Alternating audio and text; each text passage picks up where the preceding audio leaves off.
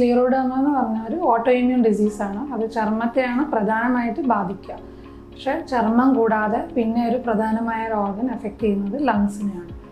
ഇതുകൂടാതെ നമ്മൾ ഏതൊരു വാതത്തിൻ്റെ അസുഖം പോലെ സന്ധികളിലും വേദനയായിട്ട് വരാം. സ്ക്ലീറോഡെർമ ഒരു പകർച്ചവ്യാധിയല്ല, അതൊരു ഓട്ടോ ഇമ്മ്യൂൺ ഡിസീസ്. ഇതിനും ചികിത്സയുണ്ട്. സോ നമ്മൾ ഈ ഏർലി സിംറ്റംസ്, അതായത് ഈ തിക്കനിങ്ങും ഇതൊക്കെ വരുമ്പം ചിലവർ ജസ്റ്റ് എന്തെങ്കിലും ലോക്കലായിട്ട് അപ്ലൈ ചെയ്യുന്ന മരുന്നുകളോ അല്ലെങ്കിൽ നമ്മൾ ഈ നെറ്റിൽ കാണുന്ന യൂട്യൂബിൽ കാണുന്ന അങ്ങനത്തെ ജസ്റ്റ് അവർക്ക് അറിയുന്ന തരം ക്രീമുകളോ അവർ ഉപയോഗിക്കും.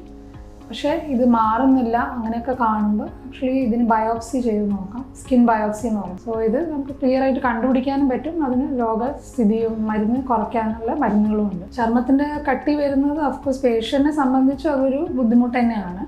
പക്ഷേ അത് ഇൻറ്റേർണലിയും എഫക്റ്റ് ചെയ്യുന്നുണ്ടെന്നുള്ളതാണ് മനസ്സിലാക്കേണ്ടത്. അപ്പോൾ പുറമേക്ക് നമ്മൾ കാണുന്ന ഒരു എക്സ്റ്റേണൽ ഇതിനെക്കാട്ടും ഭയക്കേണ്ടത് ഉള്ളിൽ ഇൻറ്റേർണലി അത് കൂടുതൽ എഫക്റ്റ് ചെയ്യുന്നുണ്ടോ എന്നുള്ളതാണ്. ഈ രോഗം പ്രായമുള്ള ഇതും യങ് ഒരു ഏജ് ഗ്രൂപ്പിൽ ഒരു ഫീമെയിൽസിൽ എഗെയിൻ യൂഷ്വലി വാത സംബന്ധമായ അസുഖങ്ങൾ സ്ത്രീകൾക്കാണ് കാണുന്ന പോലെ സ്ക്ലീറോഡെർമയും സ്ത്രീകൾക്കാണ് കാണുന്നത്.